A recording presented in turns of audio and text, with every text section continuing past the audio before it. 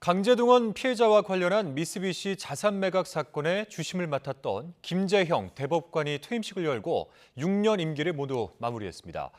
이 사건을 임기 내에 마무리 지을 거란 전망과는 달리 이 사건의 판단은 후임 재판부의 몫으로 넘어가게 되는데요. 사실상 결정을 늦춰달라는 정부의 요청이 받아들여진 것 아니냐는 비판도 나오고 있습니다. 김다영 기자입니다.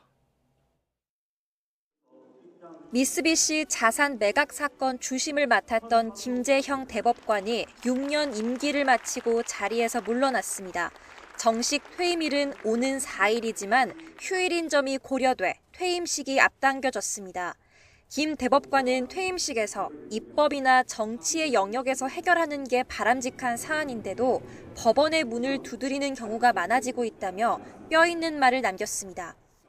입법으로 해결해야 할 모든 문제를 사법부가 나서서 해결하려고 해서도 안 되고 그렇게 할 수도 없습니다.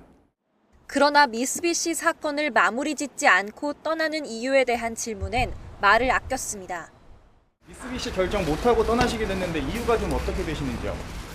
김 대법관은 지난 4월부터 일본 강제 동원 피해자가 배상금을 받기 위해 미쓰비시의 특허권을 강제로 팔지를 심리해 왔습니다. 심리가 상당히 진전된 거로 알려져 퇴임 전에 결론을 내릴 거란 전망이 나왔지만 이제 판단은 새 재판부의 몫이 됐습니다. 새 대법관이 확정되면 대법원장이 사무분담을 다시 짜게 되는데 후임으로 지명된 오석준 대법관 후보자가 사건을 이어받을 가능성이 큽니다. 이젠 오 후보자에 대한 국회 임명 동의 여부가 변수입니다. 대통령과의 친분과 과거 판결이 논란이 되면서 국회 인사청문 보고서 채택부터 지연되고 있기 때문입니다. 우여곡절 끝에 오 후보자가 사건을 인계받게 되더라도 기록 검토와 판단, 재판부 합의 등을 새로 해야 하고 비슷한 사건을 심리하고 있는 다른 부와 의견 교환까지 하려면 갈 길이 멉니다.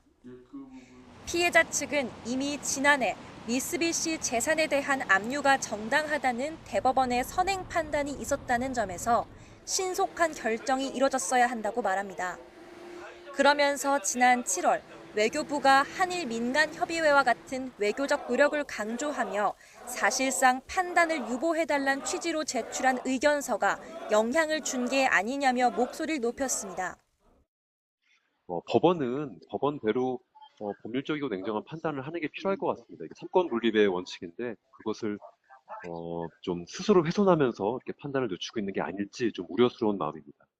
그러나 대법원 관계자는 확대 해석을 경계하며 조금이라도 신속한 절차 진행을 위해서 신임 대법관에 대한 임명 동의가 하루빨리 이뤄져야 한다고 강조했습니다.